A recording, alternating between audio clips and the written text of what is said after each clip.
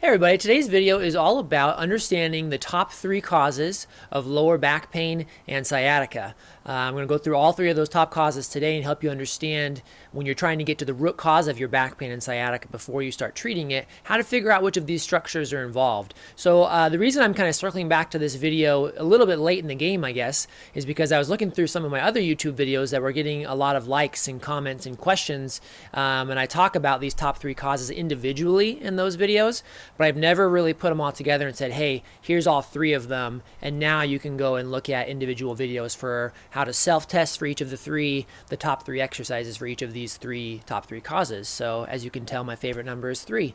But so for today, I'm going to put all 3 of them in one video to help you give you the overview, and then towards the end of this video, I'll direct you to other videos that I think will be helpful when you're looking to test for these 3 causes, and then if you figure out what's going on, then you can start implementing the exercises as well. So that being said, let's look at the first one. So the first most common cause of back pain and sciatica in your lower back is going to be bulging or herniated discs. So chances are, if you've done some research on back pain or you've had back pain for a while, especially if you've had an MRI or an X-ray, you're familiar with the term a bulging disc or a herniated disc. Essentially then, with your backbones, and we're talking lumbar spine or lower back here, you've got 5 backbones, and between each of the backbones is this jelly cushion that we call a disc. Now, what will happen at times, especially with repetitive forward bending, lifting, twisting, prolonged sitting, those types of activities, is that your disc can bulge and a little part of like the jelly donut can squish backwards. That in and of itself isn't usually going to cause a lot of back pain unless the disc bulge is now touching on one of your nerve roots, which is along the back side of your spine. So that's a very common cause of lower back pain and sciatica, especially in younger adults and a little bit more active adults. As we get older, let's say 50s, 60s, 70s, 80s, the second thing I'm going to tell you about is a little more relevant, but it can happen at any age. And again, in the video that I have for self-test for that, I'll explain how to figure out what's causing your back pain and how to test for those discs. So that's number 1. Number 2 then, second most common cause of back pain and sciatica, especially among older adults like I mentioned, is just this whole umbrella of degenerative changes, excuse me.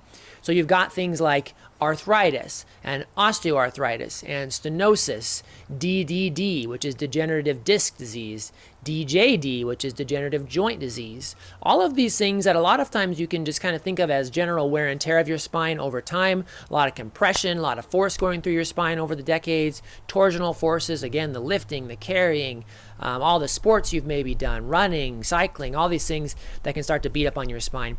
So that's degenerative changes. And again, you're going to see all sorts of descriptive terms on an X-ray and MRI report. And again, arthritis is a real common one, or stenosis, which refers to narrowing of the spine.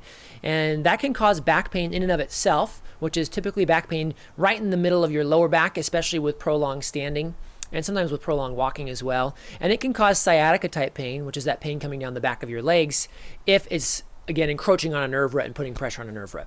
So that's your second most common cause. And then the third one, save the last one. It's a little less common, although it's still fairly common, but it's a lot trickier to diagnose, and that is SI joint pain.